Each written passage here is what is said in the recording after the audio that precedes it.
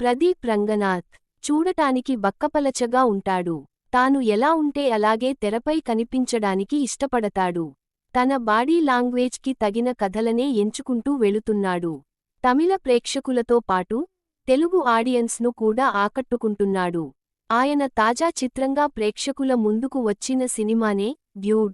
మైత్రి movie makers వారు నిర్మించిన ఈ సినిమా ఈ రోజునే థియేటర్లకు వచ్చింది.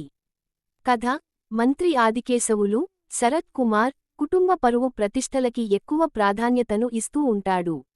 ఎందుకంటే రాజకీయాలలో నెగ్గుకు రావాలన్నా, ఓటు బ్యాంకుకు ఎలాంటి ఇబ్బంది లేకుండా ఉండాలన్నా కుటుంబ పరువు ప్రతిష్టలు చాలా ముఖ్యమని ఆయన భావిస్తూ ఉంటాడు. తల్లి లేని కూతురని చెప్పి కుందన, మమితా బైజూ ను చాలా గారంగా చూసుకుంటూ ఉంటాడు.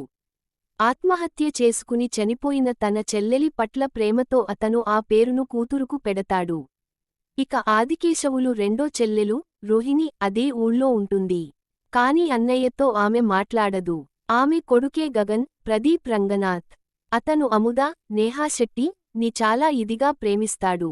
కాని ఆమె వేరొకరిని పెళ్లి చేసుకుని వెళ్ళిపోతుంది. తనని ఆమె అలా వదిలేయడానికి కారణం ఏమిటనేది మాత్రం అతనికి అర్థం కాదు. ఈ నేపథ్యంలోనే మేనమామ కూతురైన కుందన, గగన్ను ప్రేమిస్తూ ఉంటుంది. అతనినే పెళ్లి చేసుకోవాలని